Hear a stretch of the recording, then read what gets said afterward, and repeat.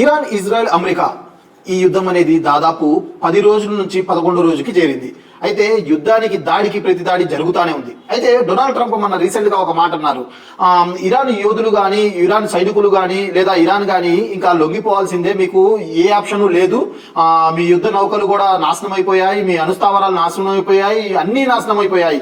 మీరు ఇరాన్ వాళ్ళు కంపల్సరీగా మా దగ్గరికి రావాల్సిందే అని చెప్పి వాళ్ళు ఒక ప్రకటన అయితే చేయడం జరిగింది. అయితే ఇరాన్ కూడా దానికి ఘాటుగా స్పందించింది. మేము లొంగిపోవటము, మీరు యుద్ధం ఆపేదేంది? అసలు యుద్ధం అనేది ముగించేది మేము చెప్తున్నాం. ఈ రోజు మొన్నటిదాకా చెప్పాము మేము వారము 10 రోజులు 2 నెలలు అని చెప్పి. ఇప్పుడు అది కాదు, మేము సంవత్సరమైనా 10 సంవత్సరమైనా యుద్ధం చేస్తాము. మాకు శత్రు దేశాలు రెండు, ఒకటి ఇజ్రాయెల్, 2 అమెరికా. ఇక వాళ్ళకి సహకరించే వాళ్ళు కూడా మాకు శత్రు దేశాల కిందే వస్తారని చెప్పి వాళ్ళు కూడా ఘాటుగా స్పందించడం అయితే జరిగింది. అయితే ఈ యుద్ధం వల్ల మేము గతంలో కూడా చెప్పుకున్నాం, ఎవరికి ఎక్కువగా ప్రభావం చూపుతుంది అని చెప్తే భారతదేశం కూడా ప్రభావం చూపుతుంది అని చెప్పి.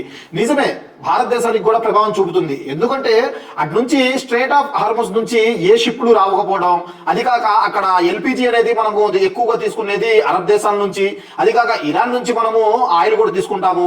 ఇవన్నీ ఆగిపోవడం వల్ల దాదాపు ఇప్పుడు ఇంట్లో గృహంలో మనం వినియోగించే గ్యాస్ అయితే దాదాపు 60 రూపాయల దాకా దాని పెరిగింది. మళ్ళీ కమర్షియల్ గా యూజ్ చేసే హోటల్స్ కానీ లేదా ఇంకా వేరే వాటి మీద 115 రూపాయలు పెంచారు ఒక్కసారిగా. ఇవన్నీ భారతదేశం మీద ఎఫెక్ట్ పడదా అంటారు.